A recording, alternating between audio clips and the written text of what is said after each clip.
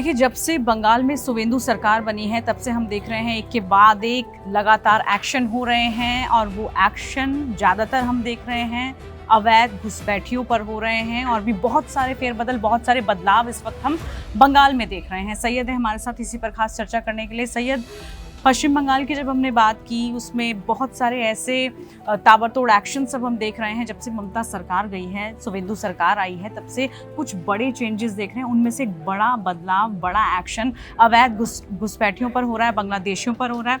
अभी हमने देखा कि 24 परगना में कैसे, हकीमपुर में कैसे बॉर्डर पे बैठे हुए हैं। क्या इसको लेकर ज्यादा जानकारी मिल रही है? देखिए पूजा, चुनाव से पहले ही जब ये SIR की पूरी प्रक्रिया बंगाल में हो रही थी, उसी दौरान हमने देखा था कि हकीमपुर पोस्ट और भारत बांग्लादेश सीमा के आसपास के जो इलाके हैं वहां पर अवैध बांग्लादेशी बड़े तादाद में पहुंच रहे थे। और अब जो शुवेंदु अधिकारी हैं, उनकी सरकार और उन्होंने एक फॉर्मूले पर काम करना शुरू कर दिया है।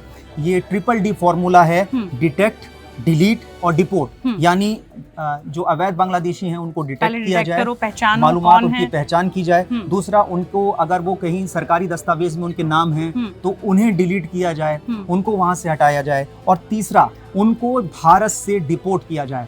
यही वजह है कि इस वक्त हमको जो है वो हकीमपुर पोस्ट के पास जो है बड़ी तादाद में बकरीद से पहले जो है अवैध बांग्लादेशी देखने को मिल रहे हैं। और जाहिर सी बात है, पश्चिम बंगाल में इतनी बड़ी तादाद वहाँ पर है, उसमें इतनी बड़ी तादाद में अवैध बांग्लादेशियों का होना काफी हद तक जा चुके हैं, काफी हद तक अभी भी बचे हैं। में बड़ा सवाल भी है कि भाई इतनी बड़ी संख्या में, क्योंकि हम लगातार रिपोर्ट्स देख रहे हैं सैयद, बॉर्डर भरे पड़े हैं, और उनसे जब बातचीत की जा रही है तो वो कह रहे हैं कि हमें डर है, हमें रातों रात भागना पड़ेगा।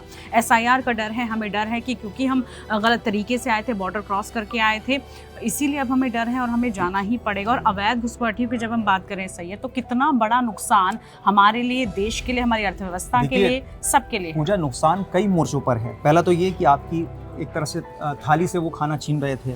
दूसरा ये कि आपके हिस्से की दवा और जो ज़रूरी चीज़ें हैं, जो सरकारी योजनाएं हैं, उनका लाभ वो ले रहे थे। क्योंकि बेसिक फैसिलिटीज़ जो मिलनी चाहिए वो सब में बढ़ गई हैं। जो वहाँ के वोटर्स हैं, जिनका एक अधिकार है वहाँ पर, जिनको ज़रूरत है कि भाई उनको वो फैसिलिटीज़ मिले, उनके बजाय जो वो फैसिलिटीज़ आप अवैध लोगों को देंगे सिर्फ वोटों के खातिर, सिर्फ चंद वोटों के खातिर, ये पिछले लंबे वक्त से बंगाल में होता आ रहा था। और ये ममता सरकार के दौरान नहीं हुआ डिलीशन का काम। जब SIR की प्रक्रिया हुई उसमें ये हुआ, बड़ी तादाद में जो है वो फर्जी वोटर जो थे, अवैध बांग्लादेशी थे, उनके नाम काटे गए।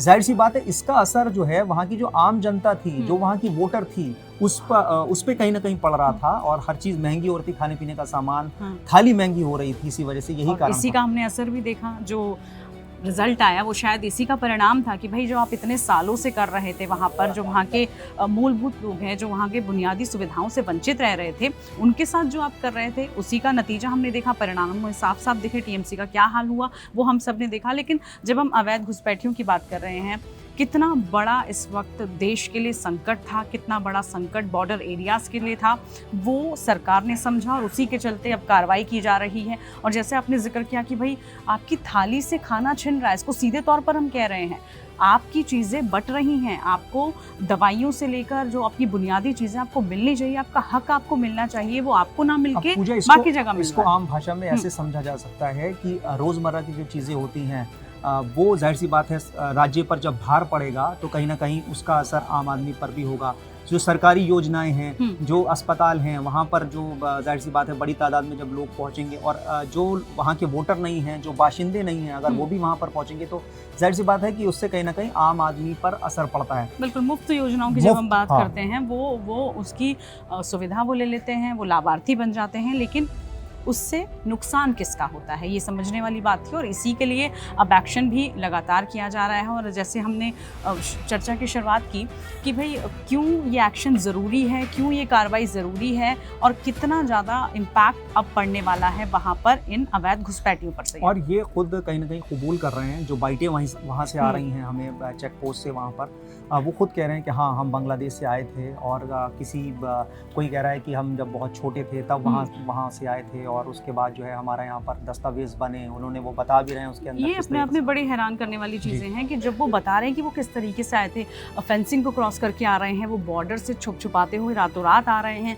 यहाँ तक कि कहा गया कि वो बॉर्डर पर पैसे का लेन देन कर आए हैं। मतलब जी। इतने सालों से, और कईयों की तो यहाँ पर पीढ़ी दर पीढ़ी चल भी रही है सही। जी। ऐसा नहीं है कि वो एकदम से आए हैं, वो बहुत सालों से यहाँ थे, पूरा और उनका घर गृहस्थी वाकई जो ये हम कहते हैं आम बोलचाल में, सब कुछ बस चुका है। देश की सुरक्षा के लिए बहुत बड़ा मसला था, बहुत बड़ा खतरा भी था, और कई ऐसी घटनाएं देख चुके हैं हम जिसमें अवैध बांग्लादेशियों के नाम सामने आ चुके हैं, और उसके कई बाद क्राइम्स में, जी, कई crimes जैसे में। आपने जिक्र और किया। हाँ, देश के अलग अलग सूबों में ऐसी घटनाएं हुई हैं जिसमें अवैध बांग्लादेशियों के नाम आ चुके हैं। तो जाहिर सी बात है उसके बाद अब शुवेंदु अधिकारी बीजेपी की सरकार जो है बंगाल में बनी है, तो हमको ये एक्शन भी देखने को मिल रहा है। और रोहिंग्या, जैसे आपने अवैध घुसपैठियों की बात की, और कैसे क्राइम बढ़ता चला जाता है फिर इनकी वजह से, और पकड़ में नहीं आता, उसका एक हमने जीता जाता एग्जाम्पल देखा। दिल्ली एनसीआर में रोहिंग्याओं की तादाद इतनी ज़्यादा बढ़ने लगी थी कि यहाँ से भी उनको हटाया गया, और ये रोहिंग्या कहीं ना कहीं अवैध बांग्लादेशी ही जो है कहे गए कि अवैध बांग्लादेशी है। और उनकी तरफ से जो क्राइम का ग्राफ है, जब उनकी डिटेल्स निकाली गई, पता चला कि क्राइम का ग्राफ इतना बढ़ गया कि उन पर भी लगातार कार्रवाई अब करनी पड़ रही है। जितने बड़े महानगर हैं, मुंबई, दिल्ली, कलकत्ता, और इसके अलावा और भी जगह पर भी जो है बेंगलुरु में हमने देखा कि छोटे छोटे पॉकेट्स में इनके कुछ जैसे कहें गिरोह चलते हैं। हाँ, गिरोह चलते हैं, या फिर इनके वहाँ पर ये रहते हैं खास घेटों में, वहाँ से हटाए गए। लखनऊ में पिछले दिनों हमने देखा ये कार्रवाई हुई, अलग अलग राज्यों से ये कार्रवाई सामने आई। बिल्कुल। अब देखिए, लगातार अब घुसपैठ को लेकर सरकार कोशिश कर रही है कि कैसे रुके, कैसे लोगों को छोड़ा जाए। और ऐसा नहीं है कि जो सभी हैं उनको छोड़ा जा रहा है, पहले उनके पेपर्स वेरीफाई किए जा रहे हैं, डॉक्यूमेंटेशंस हो रहे हैं, चेक किए जा रहे हैं। बॉर्डर एरियाज़ पे वो बैठे हुए हैं, एक एक करके धीरे धीरे उनको कोई दिक्कतें भी नहीं आए, इस बात का भी ख्याल वहाँ पर रखा जा रहा है कि सारी सुविधाएं उनको मिले, क्योंकि इतने सालों से वो देश में रह रहे थे, लेकिन क्योंकि अवैध तरीके से रह रहे थे, अवैध घुसपैठिए थे, सेंटर्स बनाने की बात कही गई है पूजा, उसके अंदर डिटेंशन सेंटर्स भी थे इन सब को लेकर। तो अब यही अब देखना होगा हमें कि आने वाले दिनों में और कितनी कार्रवाई होती है इन लोगों पर, कितनी बड़ी संख्या में, क्योंकि अभी तो हजारों लोग दिख रहे हैं, और कितनी ये संख्या बढ़ती है, ये सैयद हमें देखना होगा। जी बिल्कुल। और इस खबर से जुड़ा जो भी अपडेट होगा वो हम आपको लगातार देते रहेंगे। देश दुनिया की तमाम खबरों के लिए आप बने रहिए टाइम्स ऑफ भारत के डिजिटल प्लेटफॉर्म के साथ।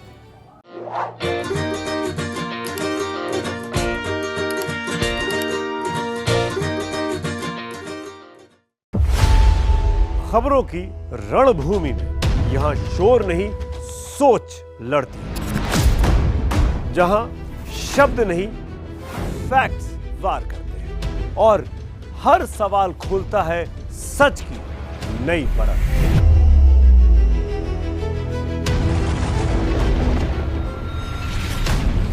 चक्रव्यूह आपके अपने सुमित अवस्थी के साथ सोमवार से शुक्रवार शाम 6:57 पर टाइम्स नाउ नव भारत पर।